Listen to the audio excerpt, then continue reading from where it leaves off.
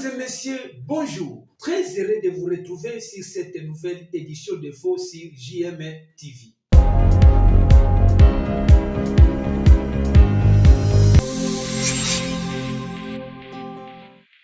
Au sommaire, éliminatoire mondial 2026, RDC vont Morabitou.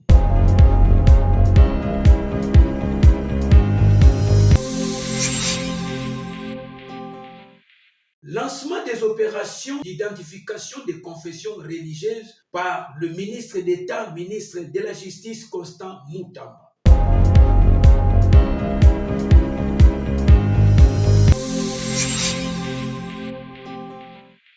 La continuité de consultation du gouvernement national par Emerand Kalonge, le conseiller spécial en matière de sécurité du chef de l'État.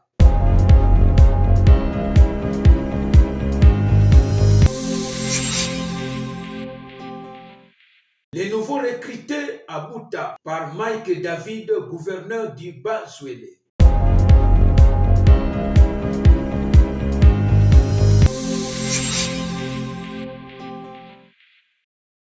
Une fois de plus, mesdames et messieurs, bonjour.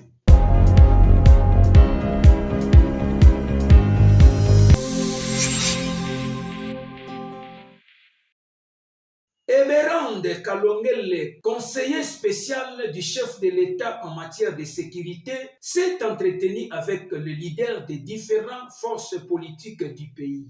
Il a commencé avec celle de la plateforme Union sacrée de la nation, continue ses consultations.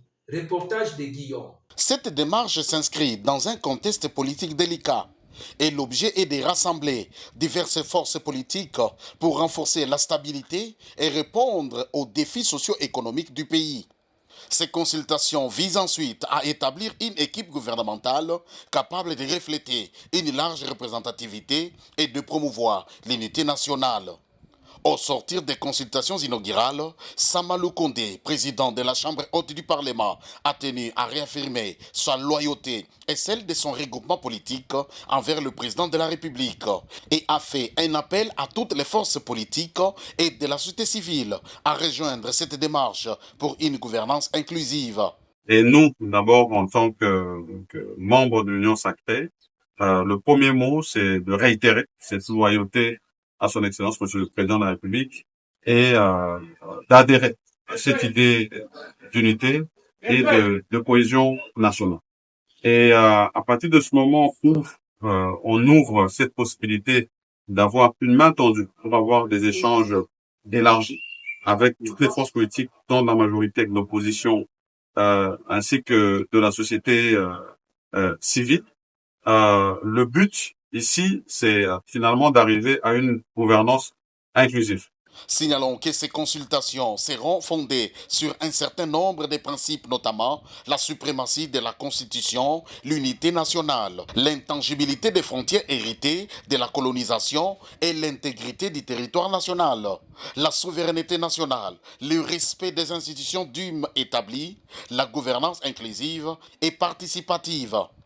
Conformément à la vision du chef de l'État, ces consultations initiées devront déboucher dans les prochains jours à la formation d'un gouvernement d'union nationale, gouvernement qui sera chargé de faire face à la situation sécuritaire préoccupante dans l'est de la République démocratique du Congo, notamment l'agression rwandaise sous couvert de ces supplémentaires des M23. Nous avons encouragé des échanges débutés ici par le conseiller spécial, à travers la mission qui lui a été donnée par son Excellence, Monsieur le Président de la République. Et nous invitons, bien sûr, toutes les autres forces telles qu'édictées dans les formats dans lesquels ils voudraient les recevoir, de venir participer à ces échanges et donner leur idée. La majorité parlementaire, notamment l'Union sacrée de la nation, comprenant les regroupements et partis politiques, ainsi que les partis et regroupements de l'opposition parlementaire et extra-parlementaire, la société civile dans sa diversité et les personnalités, notamment les anciens chefs des corps et les anciens candidats présidents de la République, sont les 4 catégories d'entités et de personnalités concernées par ces consultations politiques.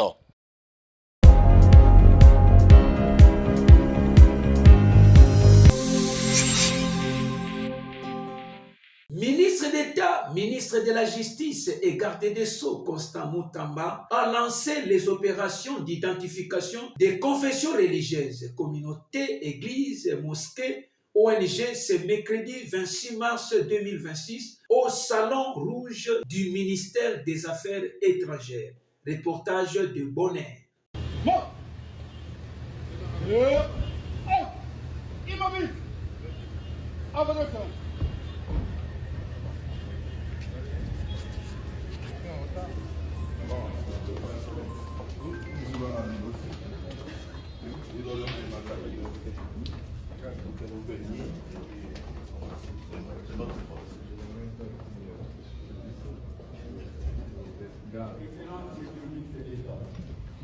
Bonjour, bonjour.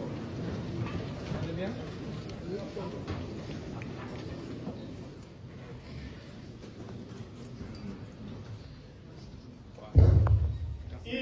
Nous avons lancé ce jour l'opération d'identification de toutes les églises, confessions religieuses, communautés, de toutes les mosquées, mais ainsi que tous les imams, tous les pasteurs, les évêques, bref, tous les ministres des cultes. Cette opération va s'étendre pendant 3 mois et Kinshasa est choisi comme site pilote. Nous allons, à l'issue de cette opération, évidemment publier la liste de toutes les églises, de toutes les mosquées, de toutes les paroisses, ainsi que de tous les ministres des cultes sur les sites du ministère de la Justice. Mais après chaque identification, le ministère de la Justice remet un permis d'exercice des cultes, qui est une carte, une validité de 5 ans, qui va permettre d'identifier et localiser chaque pasteur, chaque religieux, chaque évêque, partout où il se trouvera. L'opération d'identification des églises, des confessions religieuses, des imams, des pasteurs, des évêques, consiste en réalité à assainir les secteurs des cultes en République démocratique du Congo. Aujourd'hui, tout le monde se réveille et se fait appeler pasteur.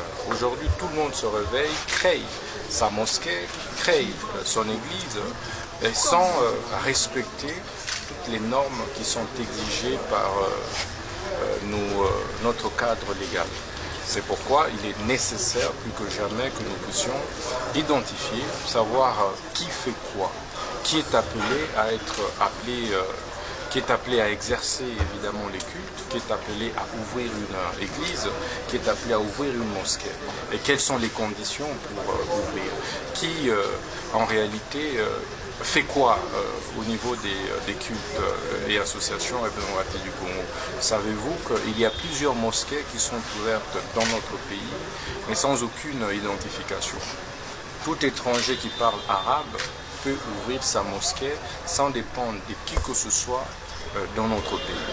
Il y a aussi des pasteurs étrangers qui viennent, ouvrent leurs églises sans se faire identifier auprès de qui que ce soit. Les ONGD internationales, n'en parlons pas. Il y en a qui arrivent dans notre pays, qui s'installent comme bon leur semble, sans se faire identifier auprès d'aucun service que ce soit. Alors qu'en réalité, à travers elles, passent beaucoup de fonds vautours qui vont financer des rébellions, qui vont faire financer des mouvements insurrectionnels à travers le pays. Nous disons non, nous devons mettre fin à tout ça. Toutes les ONG internationales qui veulent venir s'installer en démocratie du Congo, y compris leurs animateurs, ils doivent passer par le ministère de la Justice, se faire identifier et savoir exactement ce qu'elles sont appelées à faire en République démocratique du Congo.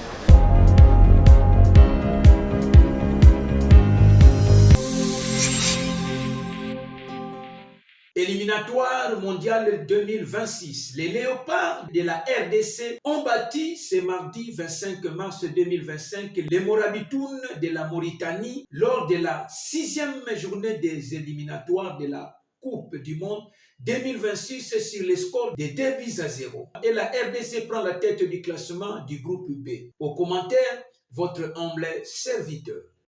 La 6e journée des éliminatoires du Mondial 2026 opposant la RDC face aux Morabitones de la Mauritanie, ce mardi 25 mars en terre mauritanienne s'est soldé sur la marque de 2-0 en faveur de la République démocratique du Congo. Les fauves congolais ont réussi l'entrée du match de la 4e minute par Charles Piquel, l'unique réalisation qui avait clôturé la mi-temps. And it's been picked up by Wissa. He's trying to leave it clear. There's the shot that comes in. Oh, a first goal scored in the 3rd minute. And how about that? TR Congo opening their... Au retour des citrons, la Mauritanie a accentué la pression pour renverser la rencontre. Heureusement que le potier congolais Dimitri était là pour stopper le menace de Morabitones. Coaching payant pour les sélectionneurs congolais, Sébastien Desabre, qui jeta du 109 en remplaçant Cédric Bakambu par Fiston Mayele, un renard de surface qui surprend les Morabitones à la 82e minute. Avec cette victoire, les fauves congolais occupent provisoirement la tête du groupe B avec 13 points, suivi les Lions de la Teranga 12 points et les Crocodiles du Soudan 12 points. Le Togo occupe la 4e position, suivi du Sud du Soudan, et la Mauritanie ferme la match avec 2 points. Les Paulins du coach Sébastien Desabre vont se mesurer en septembre prochain face au Soudan du Sud en déplaçant avant d'accorder l'hospitalité à Kinshasa à l'équipe sénégalaise.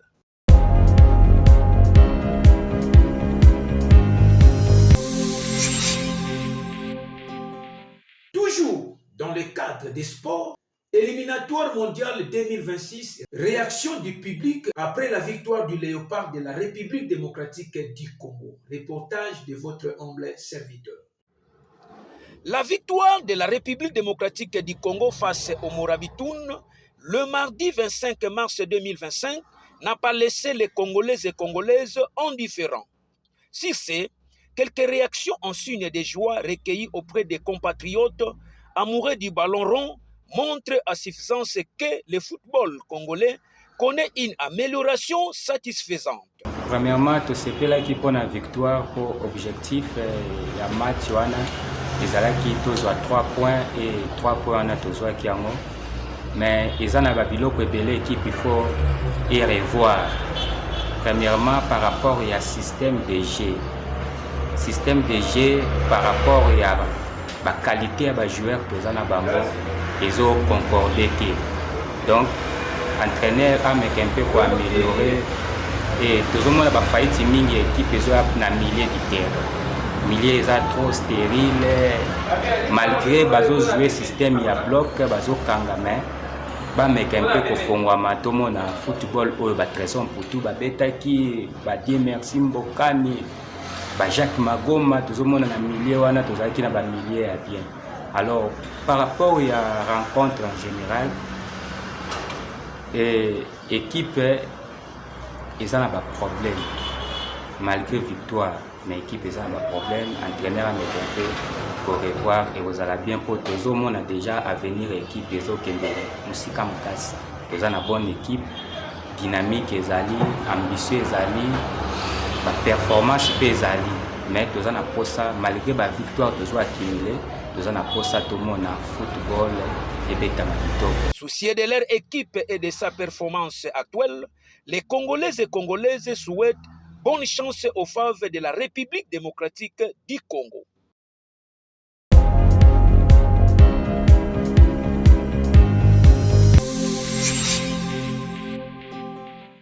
Nouveau recruté à Bouta, Mike David Mokeni Amisi, gouverneur du Bas-Ouélé, a facilité l'envoi du premier groupe du nouvel recrue pour renforcer les FARDC. Donc, l'opération a eu lieu le 25 mars 2025 à Bouta. Au commentaire, François Mouvunga. Mardi 25 mars 2025, à l'aéroport national de Bouta, peu avant leur départ pour Kinshasa, où ils vont suivre une formation militaire, le gouverneur de province de Bas-Ouélé, Mike David Mokeni, a adressé un message fort aux jeunes recrues de sa province ayant accepté de servir la patrie sous les drapeaux. Et l'autorité provinciale a insisté sur l'importance de leur mission et sur l'honneur qui représente le métier des soldats. Je vous avais dit que je vais vous accompagner jusqu'à la fin. Sachez que c'est toute la nation qui compte sur vous. Vous partez faire la formation pour défendre notre nation. Ce métier est un métier noble, un métier d'honneur. J'ai besoin que vous soyez exemplaires là où vous allez. Et quand je serai à Kinshasa, j'irai vous rendre visite. Je serai avec vous à tout moment. Je suis très fier de vous et j'ai une joie immense parce que vous montrez à l'opinion nationale que la province du Bawele est derrière le chef de l'État, son Excellence Félix-Antoine Tshisekedi Tshilombo, à 200%. Il s'est de rappeler que c'est depuis plusieurs mois que l'autorité provinciale s'est illustrée dans des campagnes de sensibilisation et mobilisation dans la ville et dans les territoires du Bawele afin d'encourager les jeunes à répondre à l'appel du chef de l'État à intégrer l'armée. L'acceptation de ces jeunes à intégrer dans l'armée témoigne de la détermination du Bawele à participer activement à la défense du territoire et au renforcement des forces armées de la République démocratique du Congo.